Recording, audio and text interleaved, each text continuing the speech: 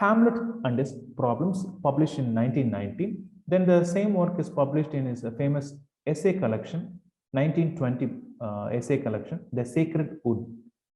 And that could be a question. The Sacred Wood is a collection of essays by T.S. Eliot, published in 1920, in which we also have Hamlet and His Problems. When we think of Hamlet and His Problems, this is the phrase now kind of a literary term, objective correlative. The term was coined by Washington Allston in his work Lectures on Art and Poems. I'm not explaining this now, but we are going to discuss this in detail. Because when we think of Hamlet and his problems, this is the question often asked. They will ask, in which work T.S. Eliot used objective correlative? In which work he used dissociation of sensibility? These are the two terms often asked. So you have to remember objective correlative in Hamlet and his problems, you know, where dissociation of sensibility comes in, metaphysical points. So remember both these things. So let's go. And there is no caution today. We are going to read this essay line by line. So stay with me. If you know have a lot of things to do, then you can listen to the same lecture in the recordings. Okay. So we are going line by line so that you will get an experience how to read an essay. First, this is how the essay starts.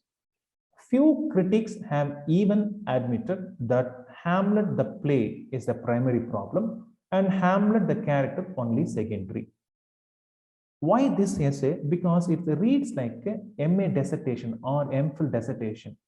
See, if you write a dissertation or thesis, you have to state the problem. Why this research? So, T.S. Eliot, the very first word, very first sentence, he says this is the problem. There are a lot of critics, right? They analyze they don't analyze the play actually. They concentrate more on Hamlet, the character, but they don't analyze the play. So he says, very few critics have even admitted that Hamlet, the play, is the primary problem. So as a critic, you have to focus the play and its artistic qualities. If it's a 5-act play, and you know, Hamlet is a Senecan tragedy, revenge tragedy or bloody tragedy. You should discuss the play as a revenge tragedy or a Senecan tragedy. So what are the new features? So we already have a tradition. Senecan tragedy means bloody tragedy. So we already have Thomas Kyd. Now we have to analyze, or we also have Christopher Marlowe before, known for Tamburlaine and other works. Now we have to discuss how Shakespeare and his work Hamlet differs from or goes along with the earlier tradition of Senecan tragedy. How this character takes revenge. What are the new techniques or the old techniques used? Instead of doing that, critics are obsessed with Hamlet the character. They focus their entire attention only on Hamlet. To be or not to be. Why is he so sad? Why is he saying that? No, or whether he tries to commit suicide, to be or not to be, to live or not to live, that is the question. But no, that is a problem. So that is the title, Hamlet and his problem, and also T.S. Eliot's problem. And other critics, this is the mistakes critics make. So when you write your dissertation, this is how you state the problem of that particular work in the very first sentence itself. Then you have to substantiate, elaborate on the statement. Now, let's see how T.S. Eliot elaborates. He says, and Hamlet, the character, has had an especial temptation for that most dangerous type of critic. There are a lot of critics, but there is a particular set of critics. Why these critics? Because these critics are dangerous. Why they are dangerous? Because they do not have a critical mind, but they have a creative mind. I told you before, T.S. Eliot calls himself a classical. Classical in literature. He is not a romantic. So he says, the critic with a mind which is naturally of the creative order. One who wants to create new things, imaginary things. If that critic analyzes Hamlet, then that's a problem. Why? Instead of reading Hamlet, they will come up with their own interpretation. They will read into that work, but which through some weakness in creative power exercises itself in criticism instead. So instead of using critical power, these critics, the most dangerous type of critics, they bring in their creative order, especially Coleridge, because Coleridge had a work called Lecture on Shakespeare, which includes a lecture on Hamlet. So his interpretation was more personal. So that's why T.S. Eliot is attacking Coleridge. And there's also another person, another famous writer, German writer, Goethe. So this is Goethe. These minds refers to critics with creative impulse, often find in Hamlet a vicarious existence for their own artistic realization. T.S. Eliot says these critics, they are known for their creative power. Instead of discussing Hamlet the play, they look at Hamlet the character and they think they are Hamlet or their own characters are Hamlet. So they enjoy pleasure reading Hamlet the character, Shakespeare's Hamlet, a vicarious pleasure. They can't create Hamlet, but someone has created Hamlet. Let's enjoy that. So that kind of criticism, this kind of criticism is useless according to T.S. Eliot. So such a mind had Goethe, German writer, but in Tamil Nadu, generally people say Gate. I don't think Gate is the right pronunciation. Goethe, T-U-H, Goethe. So such a mind had Goethe, G-O-E-T-H-E, who made of Hamlet a Werther, W-E-R-T-H-A, because Werther was a character created by this German author, Goethe. The Sorrows of Young Werther. So this was the famous novel by this German novelist. But when Goethe discusses Hamlet, he sees in Hamlet a Werther, not Hamlet. So that is the problem of Goethe. Same thing. And such had Coleridge, who made of Hamlet a Coleridge, because Coleridge himself in real life was a Hamlet. Right? That's his problem. Taking opium, confused, love failure, a lot of things going on with his life, Coleridge. So when Coleridge read Shakespeare's Hamlet, he saw himself. Right? So these are the dangerous critics known for their creative impulse. So instead of reading the work, they are concentrating more on the characters. And probably neither of these men, in writing about Hamlet, remembered that his first business was to study a work of art. So if you are a critic, your first job is to talk about the work holistically. If you're talking about play, you have to talk about the 5 acts, how they gel together. Is there a flop? What is the earlier tradition? How this genre, if it is Senecan tragedy, this genre, how this writer, Shakespeare, deviates from this tradition or contributes to the tradition. This is the job of a critic. Instead of that, they focus on the character. So beautiful, right?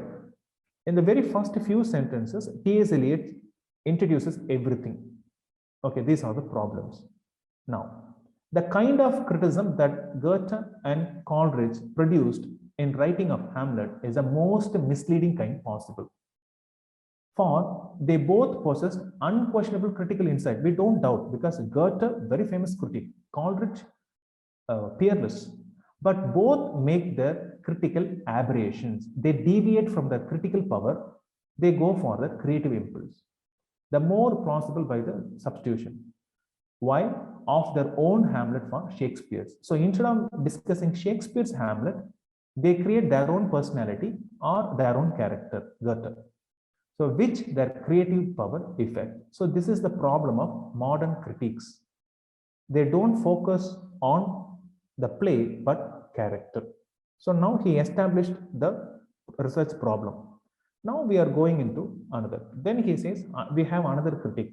We should be thankful that Walter Pater did not fix his attention on his plays. Walter Pater is known for this work, The Renaissance Studies in Art and Poetry, but the earlier title was different. Check it out. So Walter Pater, art critic. So T.S. Eliot says, thank God, Walter Pater, if Walter Pater had written an essay on Hamlet, definitely you would have done the same creative impulse. So let's thank Walter Pater. He didn't write anything on Hamlet. Then he diverts. Two recent writers, Mr.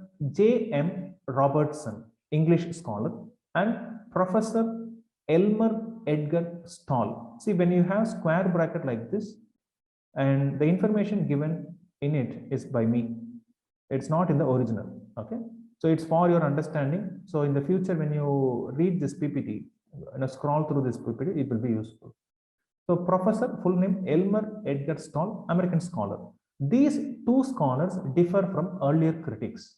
And this Professor Stoll of the University of Manitoba have issued or both issued small books which can be praised for moving in the other direction.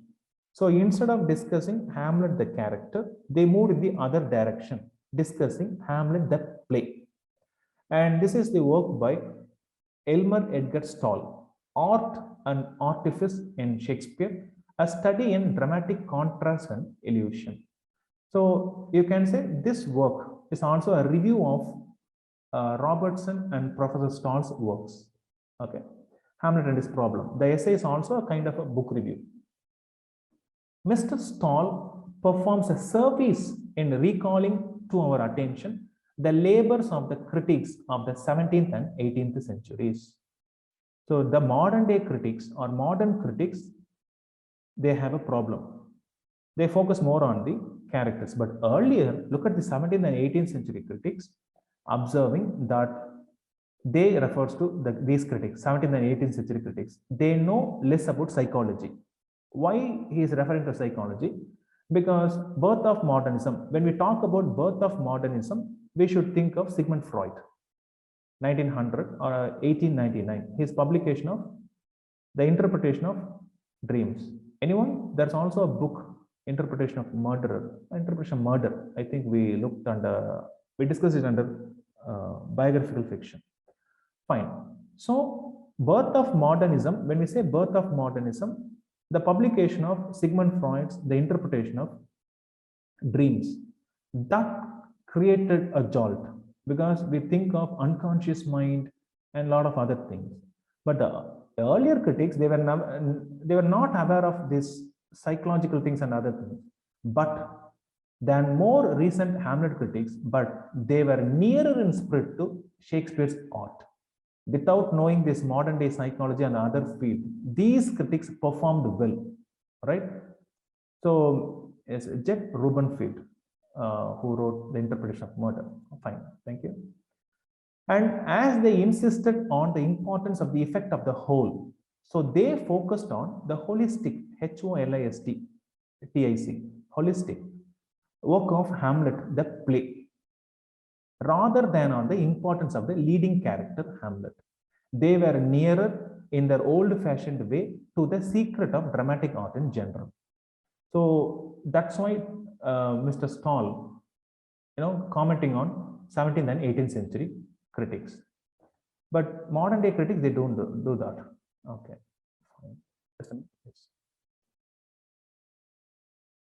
Then, qua work of art, I mean that work of art, the work of art cannot be interpreted. I like this statement. The work of art cannot be interpreted. If you take a single piece of work and if you say, I'm going to interpret that work, people, most people end up writing summaries. If you are going to say, I'm going to read this poem or interpret this poem, they end up paraphrasing or summarizing a particular work of art. So what should you do? Even for your MA and MPhil dissertations, you have to go for comparison. I would simply say literary criticism is comparative. Literary criticism is comparative. Take any good critical work. People compare and contrast works. But if someone says, I'm going to read a single work, mostly they end up reproducing some people's idea, paraphrase, summary.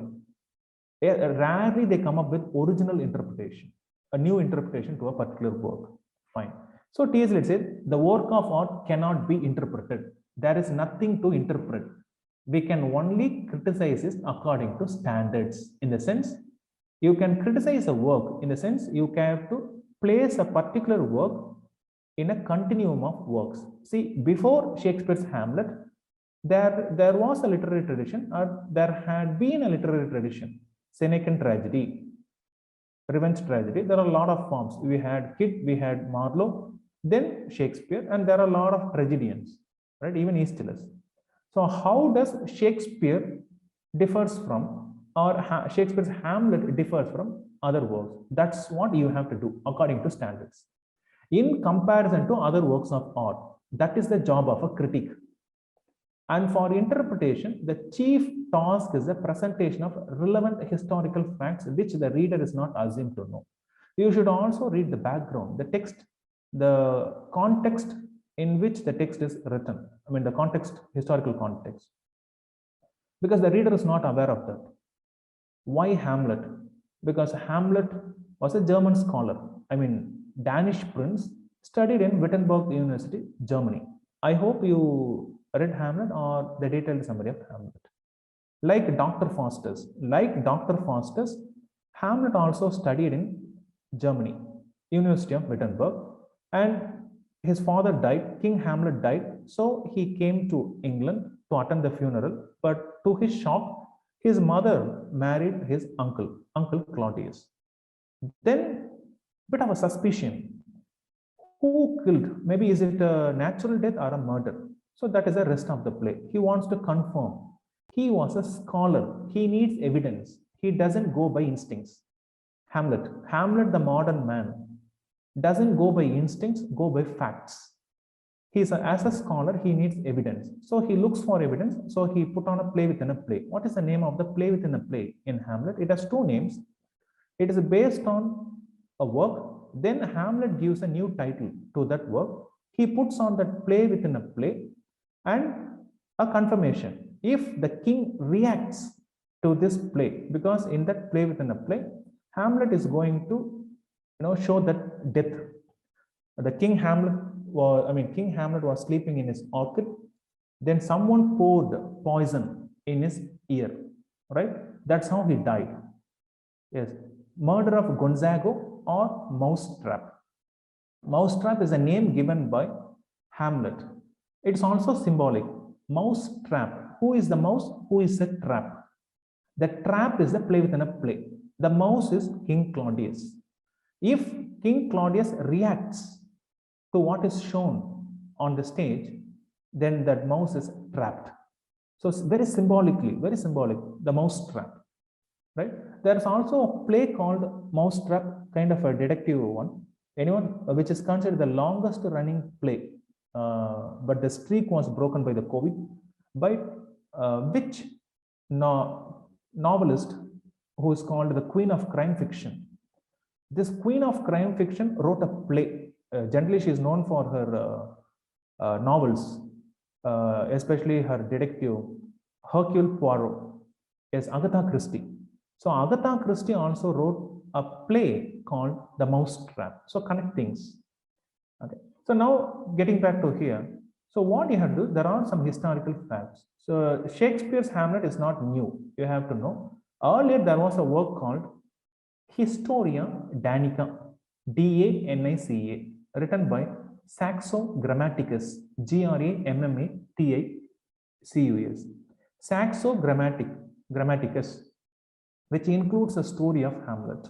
Okay, Historia Danish prince, right? Historia Danica. So Danish history, simply put. In Danish history, there is a part about Hamlet, Danish prince, written by Saxo Grammaticus. This is one of the sources for Shakespeare's Hamlet. So Shakespeare's Hamlet is not original. You should know that. It is a revision. So this is one of the earliest works based on, a source for Hamlet. Then Mr. Robertson, the modern day critic. Mr. Robertson points out very pertinently, relevantly, how critics have failed in their interpretation of Hamlet. So this is the problem of the word interpretation. In the name of interpretation, they restrict themselves to a particular character or a particular work. They do not compare even the versions of, there are a lot of versions of Hamlet. So if you compare and contrast a lot of versions of same thing, that is also research. For instance, for your research, you can compare the novelistic version of a particular novel and also the film version of that particular novel or short story or play. Because this is different, that is different. Even if you compare the book version and the film version or the play version adaptation, this is also comparison. So this is how you have to go for research. That's the method of research. Instead of taking a work, writing the summaries of all the chapters, and finally you sum up, a simple Wikipedia can do that.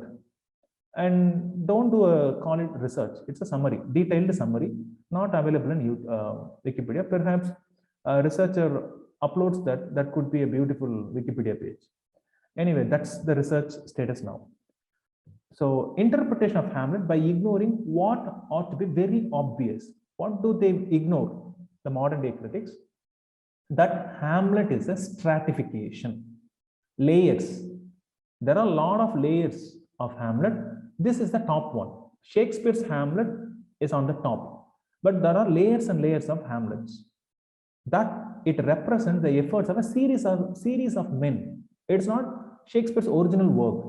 Earlier, there are a lot of people who worked on Hamlet, series of men, each making what he could out of the work of his predecessors.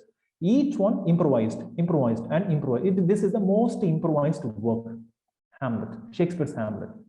So people say, generally critics, we think the original Hamlet. So how to refer to original Hamlet? They call Hamlet. Original, arc. The prefix says the original Hamlet, but we do not know, we do not have the text of the original Hamlet, but we think there was a original Hamlet, the play, based on which another version, then finally Shakespeare's version. So we call that original Hamlet. The Hamlet of Shakespeare will appear to us very differently if, instead of treating the whole action of the play as due to Shakespeare's design, it's not Shakespeare's design. It's not just Shakespeare's original work. Instead, we have to analyze. We perceive his Hamlet to be superimposed upon much cruder material. Earlier, was a very crude material. Shakespeare developed on that. Shakespeare, a genius who took something out of somewhere and he worked on that, which persists even in the final form. Even in the final form, Shakespeare's Hamlet, we can see the traces of earlier works. So as a critic, you have to talk about that. If you don't do that, then you are not a critic. So we know that there was an older play by Thomas Kidd.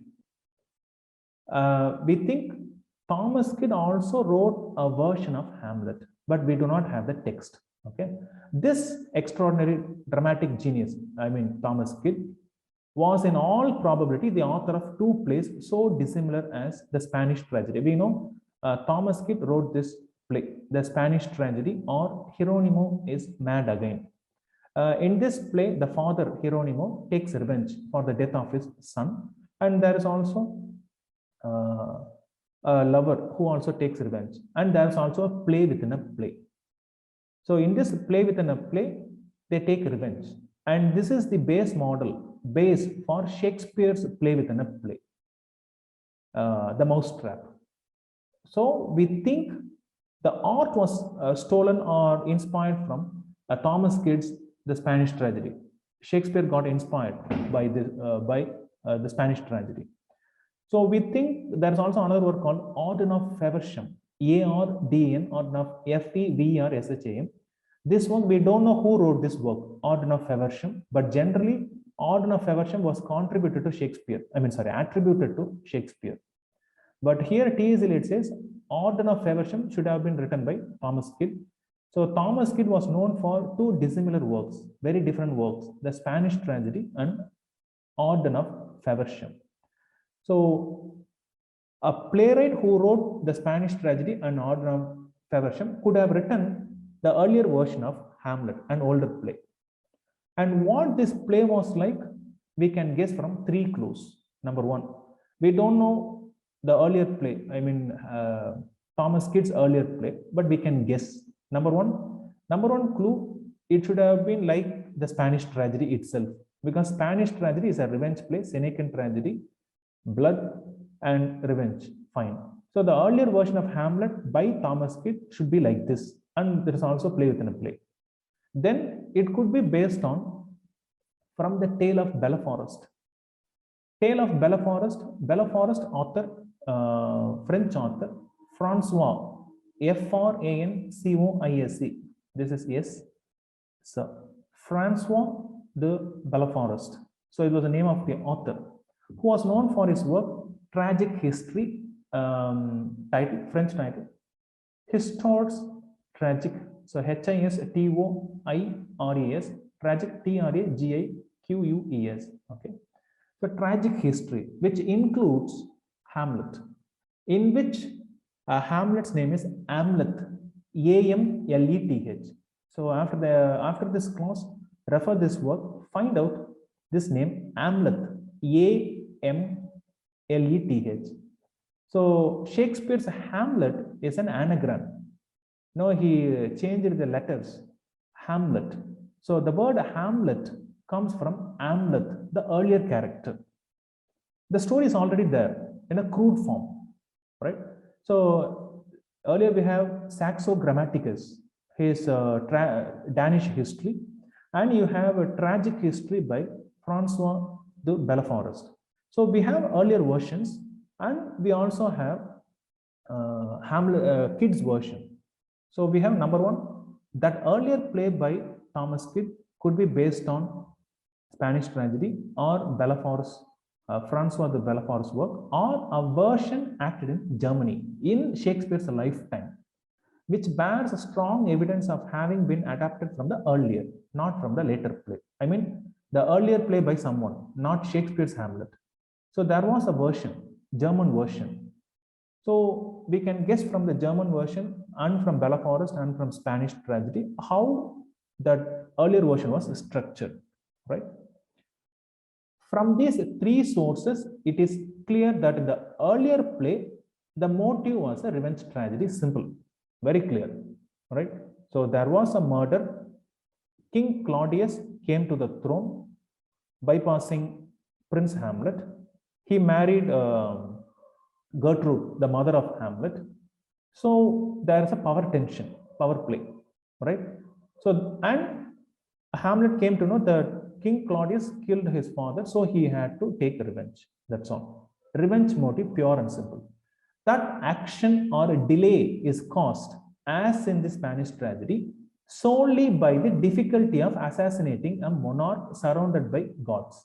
So simple. In earlier plays, why did earlier Hamlets didn't kill King Claudius straight? Because King Claudius was a king. Security, lot of security. You can't just go and kill a king, a monarch, assassinating a monarch. Even a prince can't do that. Hamlet. And yes, and look at King Claudius, cunning, street smart. A street smart guy, very cunning, sly. That person could read Hamlet's mind, king.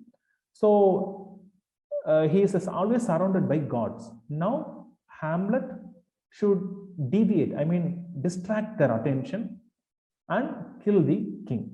So he acted like a mad person, deviated their attention, then killed the monarch. So that was the earlier play, strategy used in earlier play.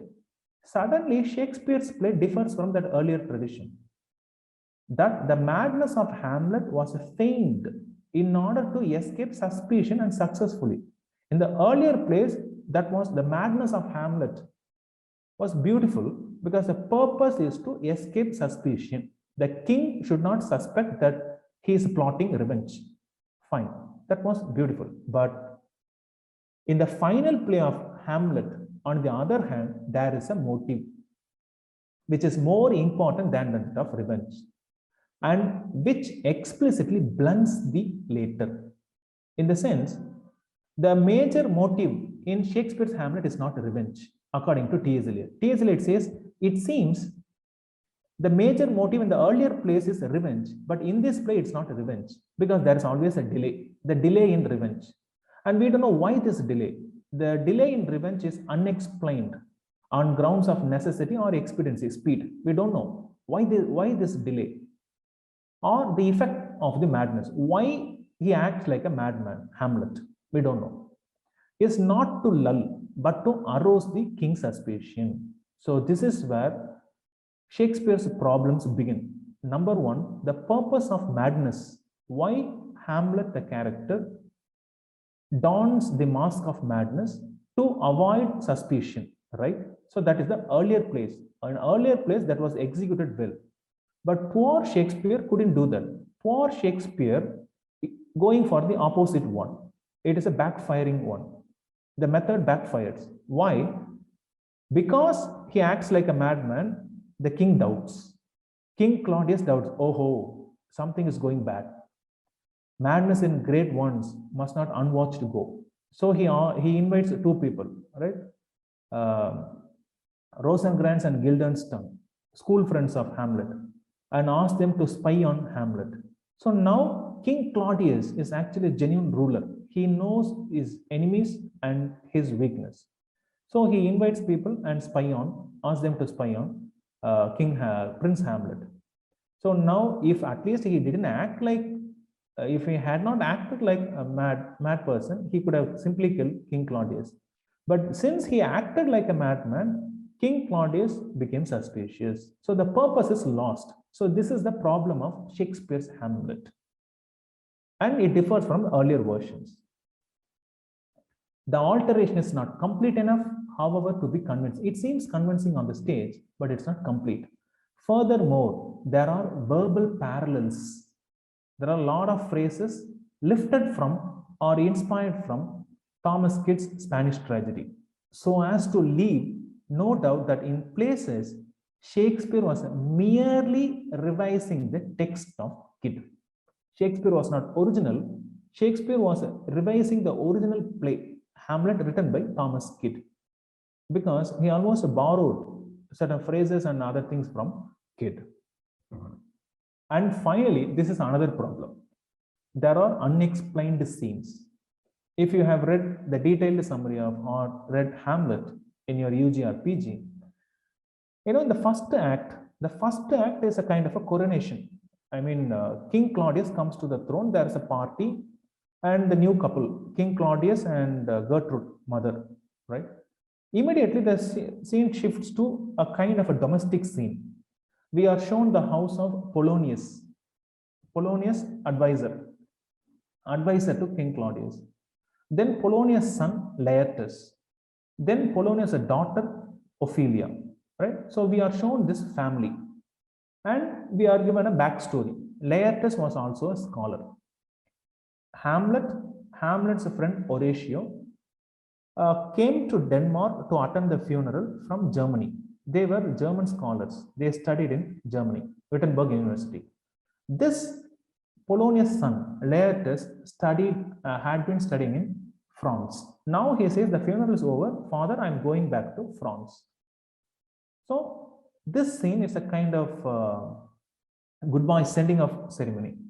The Polonius Laertes scene. The very next scene, Polonius, the father, invites a spy, Ronaldo. He says, hey Ronaldo, my son is going to France. It is a notorious country and notorious place, especially Paris. People are known for doing a lot of things, right? Drinking and all the other stuff. My boy is a good guy, but I want to check. So what do? Ronaldo, go to France, spy on my son, send a report, whether he is studying or doing something else, right? So these are the two scenes, but we don't know what is the purpose of these two scenes in the play, because this is a flaw in the entire plot. If you have read Hamlet in detail, this Ronaldo the spy never comes back. We don't know what happens to Ronaldo, because if you introduce something in a play or any literary work, there should be cause and effect. There's no effect. Ronaldo never comes back and report to Polonius. See, if he is not coming back and reporting, why introduce that character at all?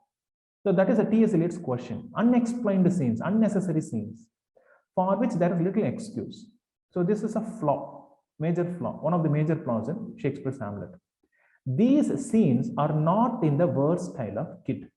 And we know in the earlier play, I mean, if you analyze the stylistic analysis, this scene was not there in the original play by Kyd, and not beyond doubt in the style of Shakespeare. We know these scenes are written in the style of Shakespeare. Shakespeare wrote these scenes. He included or imposed these scenes in to show his originality.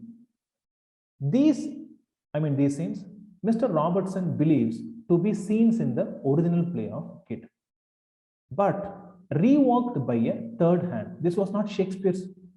Shakespeare included that, but there is some change. Perhaps a third hand. Chapman. George Chapman. George Chapman was a translator. He was known for, I think, kind of a first translations of Homer's Eliot and the Odyssey. So Chapman, I think there is a romantic poet who, I think Keats. Please check on Keats' work on reading Chapman's translation. I think he wrote something on Chapman's translation of Homer's works. Okay, something with Keats. Check it out. So before Shakespeare touched the play, we have earlier versions, then Thomas Kidd, then Shakespeare. In between them, someone worked on, included these scenes. That could be George Chapman. So that is the conclusion by Mr. Robertson, the professor. And he concludes, Robertson concludes with very strong show of reason that the original play of Hamlet, original play of Kidd was in certain other revenge plays in 2 parts of 5 acts each. So this is the conclusion Mr. Robertson comes to. The original Hamlet by Kidd was in 2 parts, part 1, part 2. Part 1, 5 acts, part 2, 5 acts. Totally 10 acts play, very long play.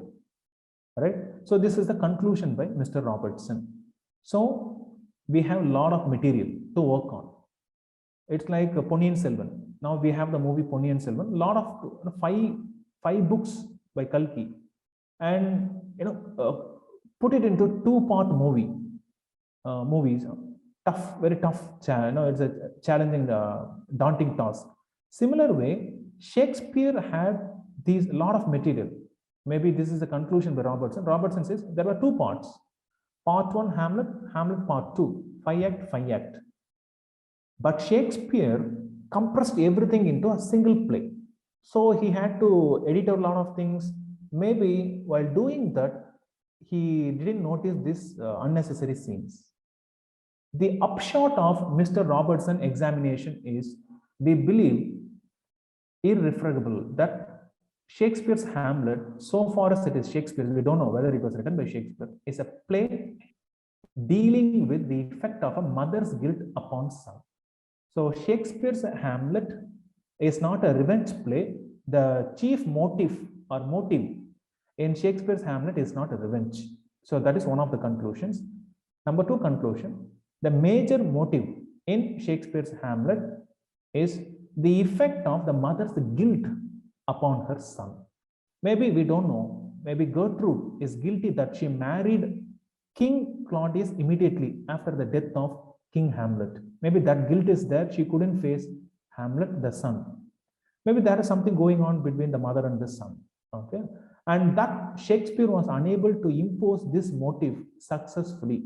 Okay, Shakespeare wants to differ from the earlier tradition. He wants to show his individual talent. Fine.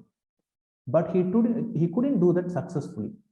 Upon the intractable material, lot of material. Shakespeare, Saxo Grammaticus, we have a Danish history. Then Francois de Belleforest, he has another history, tragic history. Then Kidd's version, then German version, then Chapman's version, lot of Hamlet. Here, a lot of material of the old play. Of the intractability, there can be no doubt. There are a lot of material. Shakespeare took all this from the earlier one. So far from being Shakespeare's masterpiece, the play is most certainly an artistic failure. This is often quoted, often discussed line when it comes to literature. Why does T.S. Eliot call Shakespeare's Hamlet an artistic failure? So he gave a lot of reasons. Number 1, the play doesn't, it's a revenge play, but it's not on revenge. It's on the mother's guilt upon son. There are unexplained scenes. There are a lot of other things we are going to discuss. So in several ways, the play is puzzling and disquieting, as is none of the others. Why? You know, of the all plays, it is the longest play. True. Shakespeare's Hamlet is the longest play, right? And I taught this for around 2 or 3 years when I was a junior and senior research scholar, University of Madras. I need almost more than a semester to teach Hamlet. Tough to teach. Long, it goes on and on and on, and you can't skip. You can't skip this play. I mean, sometimes we can skip an act or scene. You can't skip. Generally, I teach line by line, first 3 acts. Last 2 acts, actually, it goes full of action. So I leave that to presentations. So that's how I completed Hamlet. Tough to teach in a university. So it is the longest play and is possibly the one on which Hamlet spent most pains. It was not natural. It was not based on Shakespeare's natural talent. Serious study. He studied and studied and studied and a lot of pains, right? And yet he has left in it superfluous and inconsistent scenes. But what to do? Even after a lot of work, he should have edited a lot because there were excessive scenes, superfluous and inconsistent. Where is that Ronaldo, the spy? We don't know. Which even hasty revision could have noticed, but Shakespeare didn't notice that. So that is a flaw. And one more flaw. The versification is variable. Look at his poetry. I mean, in Shakespeare's play, the major characters, kings, queens, princesses, they speak in poetry. Common people speak in prose, kind of a blank verse, right? So this is how plays were written, especially by Shakespeare. But look at his verse, poetry, they vary. In one place, it looks different. In another place, it's entirely different. Lines like, look, the morn in russet mantle clad walks over the dew of yon high eastern hill. Yon means yonder. Y-O-N means distance, there. Okay. So it's like a love poem or of Shakespeare of Romeo and Juliet. When we read this line in Hamlet, we think of the young Shakespeare who wrote Romeo and Juliet to make money, to come up with a tragedy, love story. And we are dealing with Hamlet. But this Shakespeare comes in, the earlier Shakespeare, the young Shakespeare who wrote Romeo and Juliet, somehow that personality comes here and writes this line. Morning, it's a russet mantle cloud, walks over the dew of yonder high eastern hill. So you're describing, morning, as if Romeo is speaking, not Hamlet. And look at Act 5, Scene 2. Sir, in my heart, there was a kind of fighting that would not let me sleep. Up from my cabin, my sea gown scarfed about me. In the dark, groped I to find out them. Had my desire, fingered their packet. Or of this quite mature. When we read this line, we can feel Hamlet's anxiety. What's going on in his mind? That wouldn't let me sleep upon from my cabin. So something is going on in this guy's mind. We are able to feel that because the verse is entirely different here. And here is a romantic version. So which Shakespeare are we reading? The young Shakespeare who wrote Romeo and Juliet, or the matured Shakespeare who is writing Hamlet? We don't know. Both workmanship and thought are in an unstable condition. Shakespeare was not in control, was in a hurry. He was editing a lot of things, a lot of material. Hey, Saxo Grammaticus, or Kid, or Chapman. Are he putting up everything together and coming with a play? We are surely justified in attributing this play called Hamlet with that other profoundly interesting play of intractable material and astounding versification. In the sense, these are some of the problems. Number one, in writing Hamlet, of course, Shakespeare had a lot of material, intractable, unmanageable, a lot of things. And the words differs from place to place in a lot of places. So there's also another play which has same problem, Measure for Measure. Measure for Measure also has same problem. A lot of material, Shakespeare couldn't handle that play. So T.S. Eliot says, we are justified in attributing Hamlet along with Measure for Measure, to a period of crisis in Shakespeare's life, especially as a playwright. After this period of crisis, after which follow the tragic successes which culminate in Coriolanus. Then the mature Shakespeare comes. Then tragic successes like Coriolanus play or Antony and Cleopatra. So we can say Hamlet and Measure for Measure belong to a period of crisis in Shakespeare's life as a playwright. Then we can say Coriolanus may not be as interesting as Hamlet, but it is, with Antony and Cleopatra, Shakespeare's most assured artistic success. And if you are going for net exam, only question like this will come. Generally, when people read this essay, Hamlet and his problems, the first question they ask is, artistic failure, right? T.S. Eliot called Shakespeare's Hamlet an artistic failure, but in net exam that question won't appear. This question will appear. Which plays are called by Shakespeare the most assured artistic success? Okay, this is a reverse thinking. So two plays, Coriolanus and Antony and Cleopatra. So these plays are considered by T.S. Eliot the most assured artistic success. Why? Let's see. And probably more people have thought Hamlet a work of art because they found it interesting than have found it interesting because it's a work of art. Kind of a chiasmus here.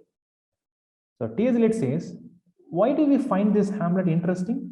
Because it is a puzzle, right?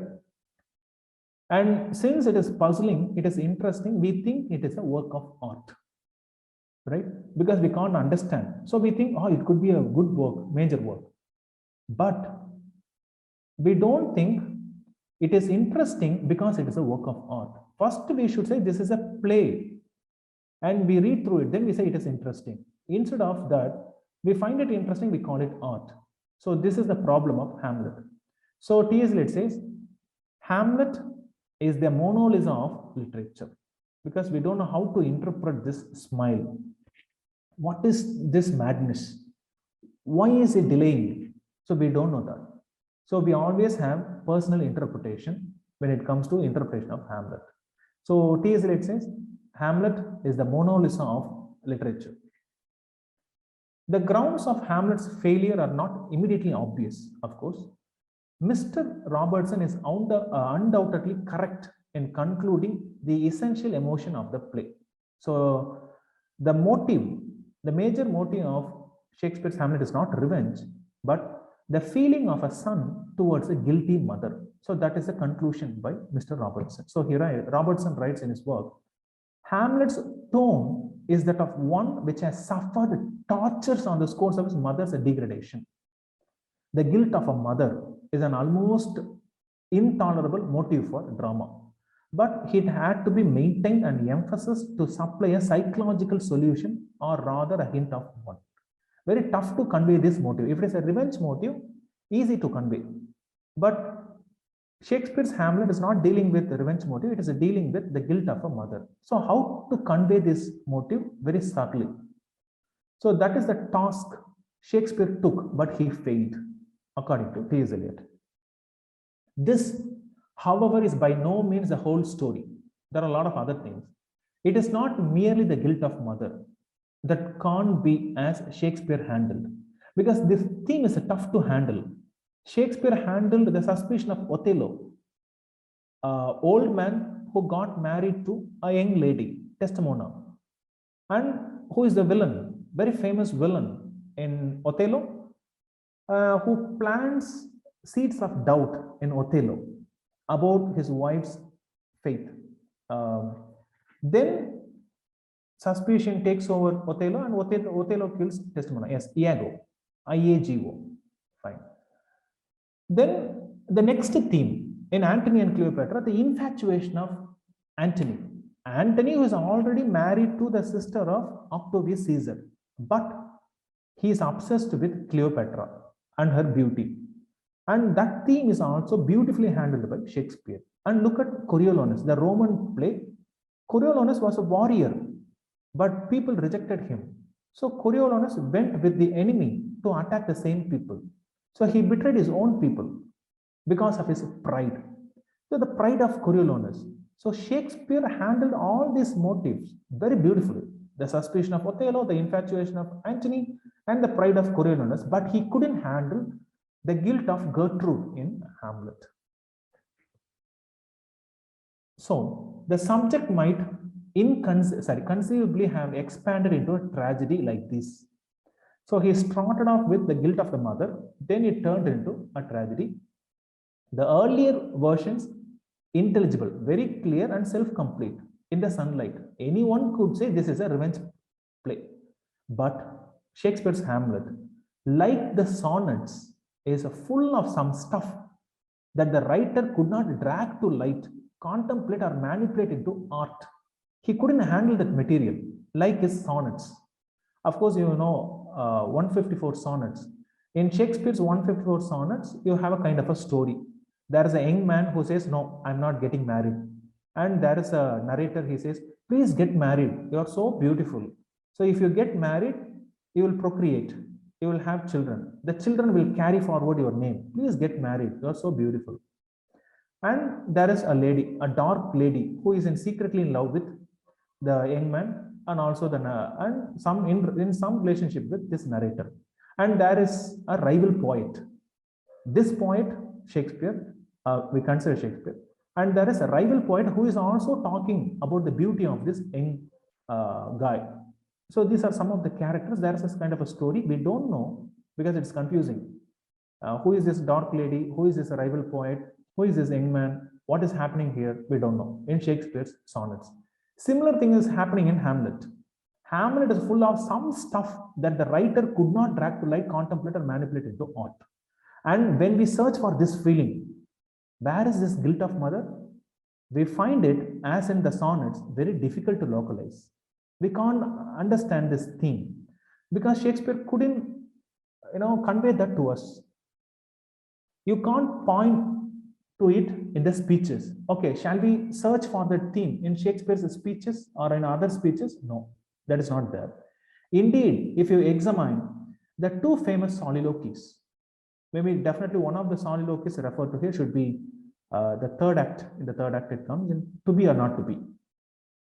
You see the versification of Shakespeare. We definitely know the soliloquies are written by or were written by Shakespeare, but a content which might be claimed by another. Maybe versification is Shakespeare, but the content of the soliloquies could have been written by some other hand, the third hand, perhaps by the author of The Revenge of Bussy the Amboy. George Chapman. George Chapman could have had the soliloquies in mind or the content. Shakespeare wrote that. Okay, this is the conclusion by T.S. Eliot. We find Shakespeare's Hamlet not in the action. He is not acting at all. He is postponing. Not in any quotation that we might select. So if you take something from some character speech, we don't find that clue. So much as in an unmistakable tone. Or is it a tone that is also not there, which is unmistakably not in the earlier play. So in the earlier play, this motive was not there, the guilt of the mother. But it is there, but we can't find that in the quotations or in action. Where can we find this? The only way of expressing emotion in the form of art is by finding an objective correlative. Very important. This is the crux of the text. Hamlet and his Problems by T.S. Eliot. Objective correlative.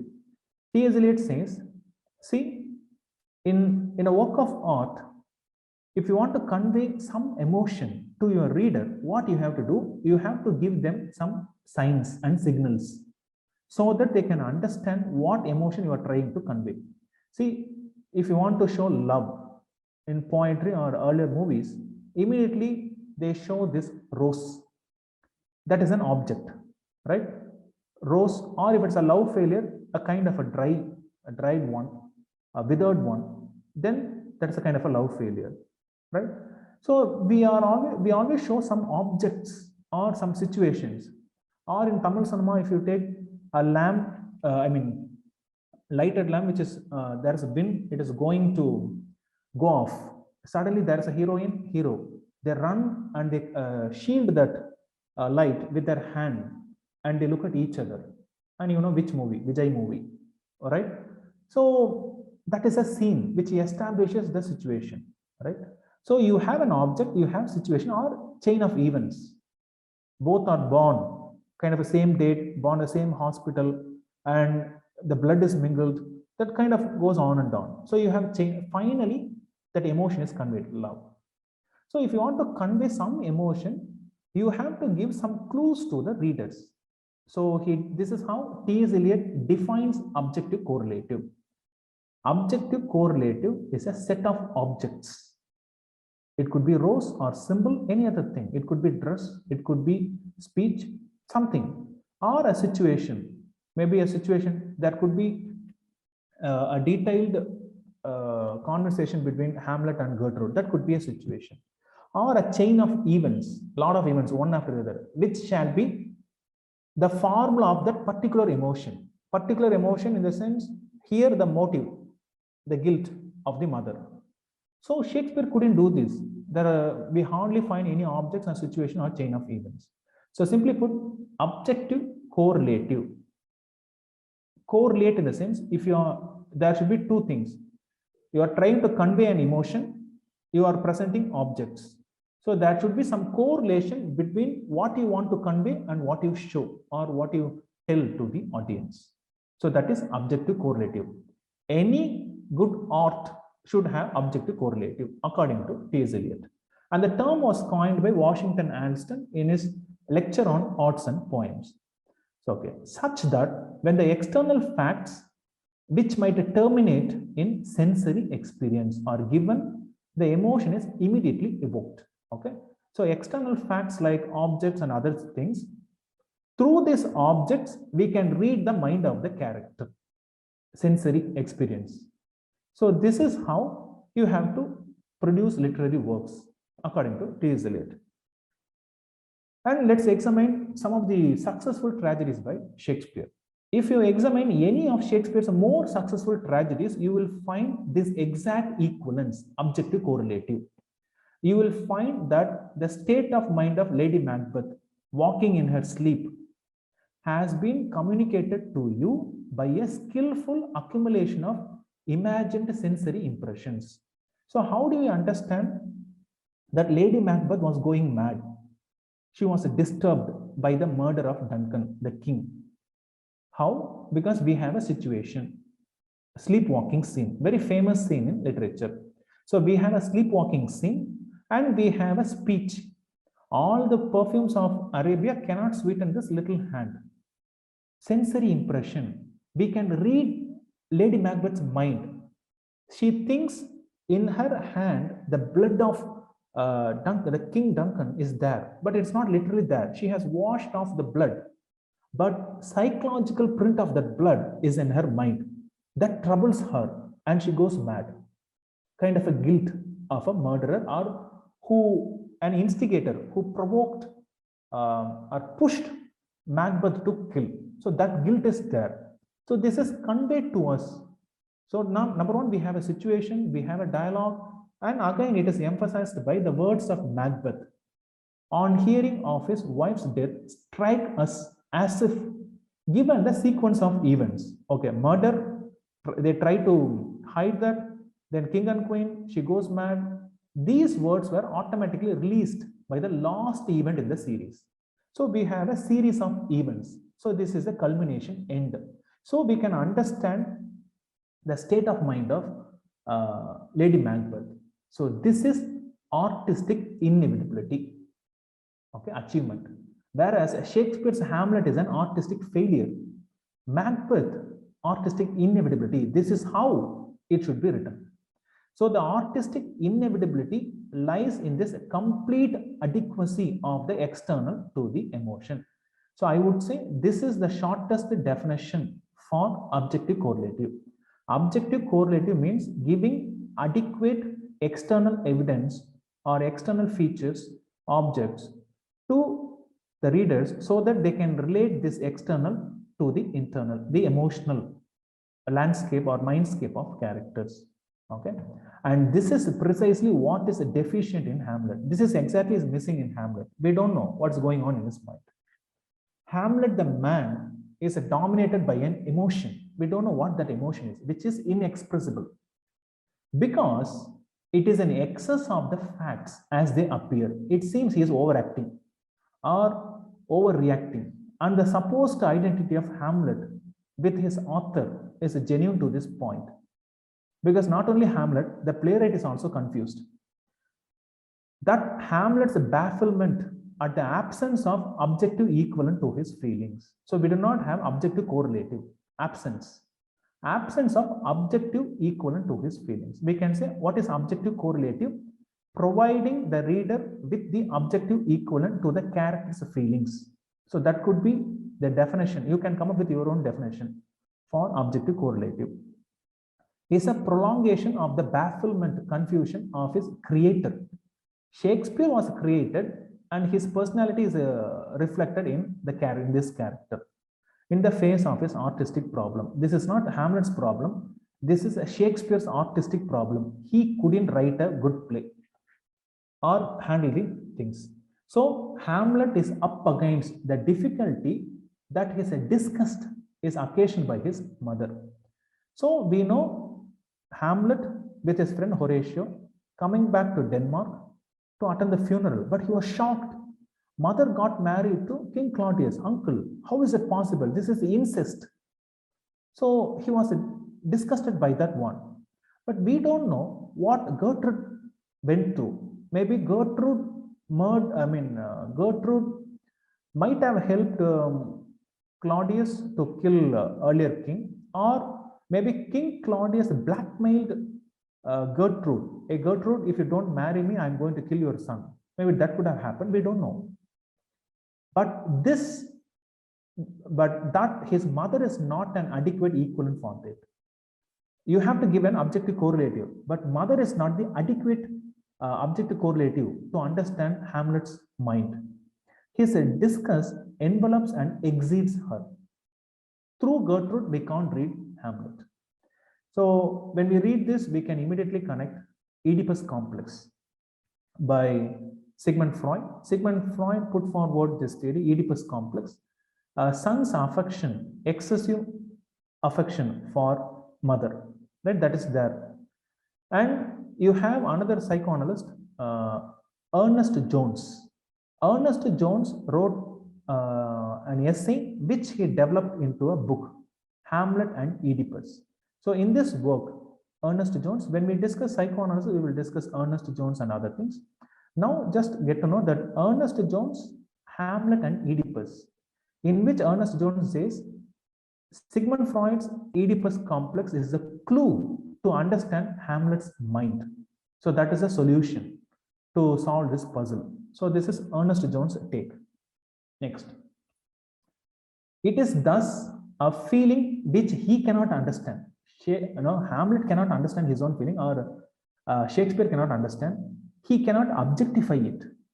Shakespeare couldn't come up with scenes or objects or series of events to convey Hamlet's state of mind to audience, and it therefore remains to poison his life and obstruct action. So there is a delay. None of the possible action can satisfy it, and nothing that Shakespeare can do with the plot can express Hamlet for him. Shakespeare himself could not understand Hamlet. Okay. Anyway, there is a piece of critical work called What Happens in Hamlet by John Dover Wilson.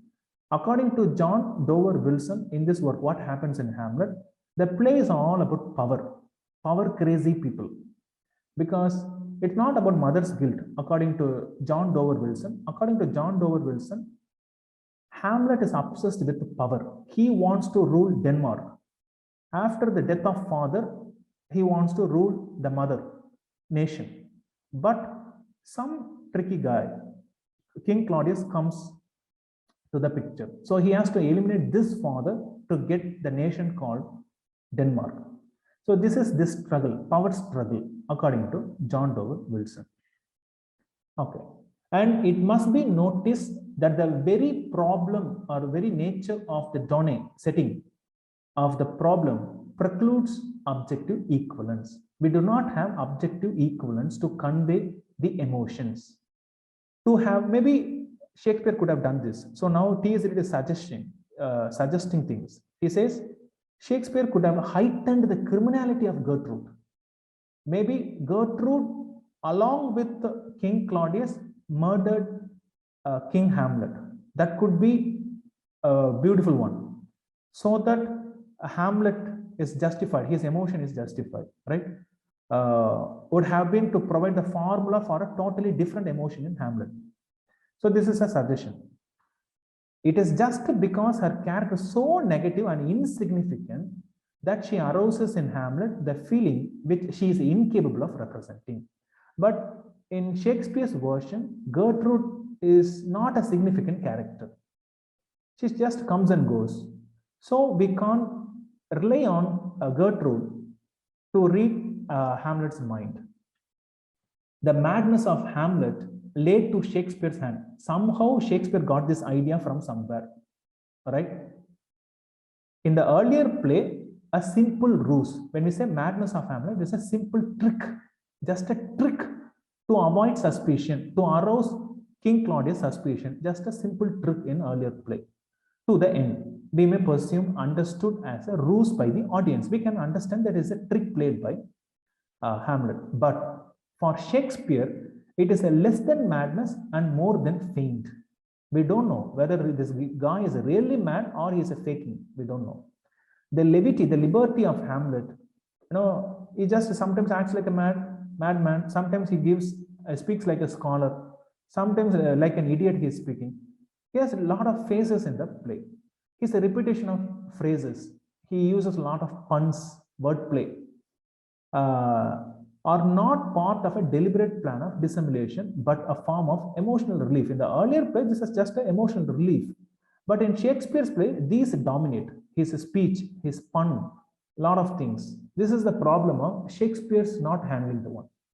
So we can conclude, in the character Hamlet, it is the buffoonery of an emotion. What is happening? It's a revenge play, idiot. Why don't you act like a tragic hero? So T.S. Eliot says, in the character Hamlet, it is the buffoonery of an emotion which can find no outlet in action. There is no action at all. We can't understand what he is thinking. Let's say the author, in the dramatist Shakespeare, it is the buffoonery of an emotion which he cannot express in art. As an artist, he should have provided the audience with objective correlative. Shakespeare couldn't do that. So this play is an artistic failure in terms of both the character as well as the dramatic art. The author fails and the character fails. There are excessive scenes, then variable versifications, and motive is entirely different. There are a lot of one, and there are a lot of intractable material. Shakespeare couldn't handle that. So the intense feeling is static or terrible without an object or exceeding its object. So this is the problem. Lot of emotions, but we do not have enough objects, is something which every person of sensibility has known. It is doubtless a study of pathologists. So psychoanalysts, they read their characters and they provide objects. Author is like a pathologist, a psychologist. Shakespeare could have done that, but he failed. Anyway, there is a modern play called Rosencrantz and Guildenstern Are Dead. Tom Stoppard almost comes under existential philosophy or existentialism, absurd theater. Anyone? Also check out Tom Stoppard's other famous plays. This is one of his famous plays, Rosencrantz and Guildenstern Are Dead. As I told you before, Rosencrantz and Guildenstern are Hamlet's friends. They were asked by the king and the queen to spy on Hamlet. But you might have read the entire play. Hamlet tricks and sends these two people to England, and they were killed on reaching them. So that's why the title, Rosencrantz and Guildenstern Are Dead. Towards the end of the play, in Hamlet, the ambassador of England comes and reports Rosencrantz and Guildenstern are dead. Fine. So read this play, because in University of Madras, we have a play, Hamlet. We have Rosencrantz and Guildenstern are dead. We also have Waiting for Godot.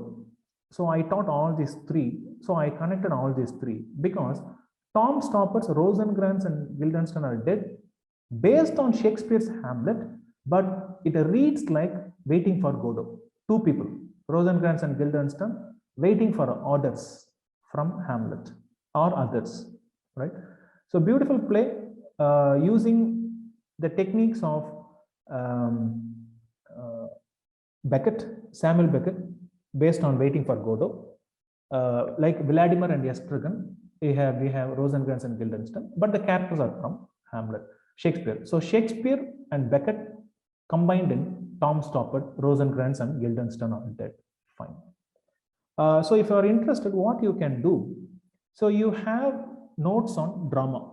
So after this class, why don't you check out your notes on drama, where you can look up entry on Hamlet, and also if I think there is an entry on Rosencrantz and Guildenstern are dead. You can also read something about absurd play, existential philosophy. You can check out who said existence precedes essence. Which French philosopher said this, because this is the essence of existential philosophy. Check out all these things after this class. Okay, we are going to end this class. It often occurs in adolescence, I mean revenge. See, you are a young guy, someone killed your father. Even now, just imagine, in Tamil Nadu, you are a young girl or boy, someone speaks ill of your father or mother. We get angry, we slap, or we even go to murder, to the extent of murder. But as long as you are young. But if you are crossing 30, right, or more, you think and act because you have life ahead and you are mature. And you know, age of Hamlet, 30. Shakespeare's Hamlet was 30 years old guy, right? He has to think a lot. If he were 18 or 19 or 20, definitely he could have acted fast. So this is another reason for the delay. It often occurs in adolescence. The ordinary person puts these feelings to sleep and trims down to his feeling to fit the business world. The artist keeps it alive by his ability to intensify the world to his emotions. Example, the Hamlet of Jules, the French author Jules Lafog, Lafogue, is an adolescent. The character, I mean the Hamlet, the later play by the French author, is an adolescent. But the Hamlet of Shakespeare is not. In a middle-age crisis. So he is not that explanation, right? So this is the problem. Okay. Okay, Chitra, thank you. Jean-Paul Sartre, who said that one. Existence precedes essence. Fine. Let's go here. Fine. So we must admit that here Shakespeare tackled a problem which proved too much for him. Shakespeare was incapable of managing all the material. Why he attempted it at all is an insolvable puzzle. We don't know the puzzle. We may not solve Hamlet puzzle. But another puzzle is why Shakespeare attempted this play, we don't know. It's now people are criticizing why Mani Ratnam is attempting take the movies, I mean Ponniyin Selvan. Similar problem. Under compulsion of what experience he attempted to express this inexpressibly horrible. We cannot ever know why this motive, mother's guilt upon son, why he tried to convey that, but he couldn't handle that one. Okay. Anyway, there is a critic called Stephen Greenblatt. He also wrote on Shakespeare and other works. Another work, Hamlet in Purgatory. It talks about Hamlet as a tragic hero. Stephen Greenblatt. Anyone? Let's check. Stephen Greenblatt is a critic associated with the school of criticism. More to do with the history, new perspective of history. History is not just a background. You have to do a parallel reading of history and literary work. So that is the school's essence. Stephen Greenblatt is associated with which school of criticism? Let me know. Because very young school of criticism is, I'm getting answers, is new historicism, HISTORICISM. I can't forget this one because when I wrote my set exam for the first time, I was doing my MA third semester, I guess. So I wrote set exam. So I got paused in the first attempt. Earlier day, I mean, before the exam, I was memorizing. I was not aware of this school of criticism, new historicism. I stumbled upon a book on criticism. I was just flipping through the book fast. Then I have to remember, okay, new historicism, Stephen Greenblatt. Then I said, okay, green, leaf. Leaf is something new leaf. Okay, fine. New historicism, Stephen Greenblatt. I memorized it, but next day the question came. Which critic was associated with the new historicism? I simply ticked Stephen Greenblatt. Then I passed. Okay. So we need a great many facts in his biography. Shakespeare's biography or Hamlet's biography. We don't know. We do not have enough clues. And we should like to know whether or when and after or at the same time as what personal experience, what inspired Shakespeare to write Hamlet. Which work was he reading? We don't know. He read Montaigne, I mean the French author, Michel de Montaigne, known for his coining the word essay or his essays. Maybe Shakespeare was reading Montaigne's this work, Apology de Raymond Sebon, SEBOND, we don't know. We need more details. Anyway, let's conclude. We should have finally to know something which is by hypothesis unknowable. As a researcher, if you think I'm going to interpret Shakespeare, you're going to end because hypothetically it's not possible. For we assume it to be an experience which, in the manner indicated, exceeded the facts. Because this feeling going beyond the facts. So this is the conclusion by T.S. Eliot. We should have to understand things which Shakespeare did not understand himself. Shakespeare himself couldn't understand the character he produced.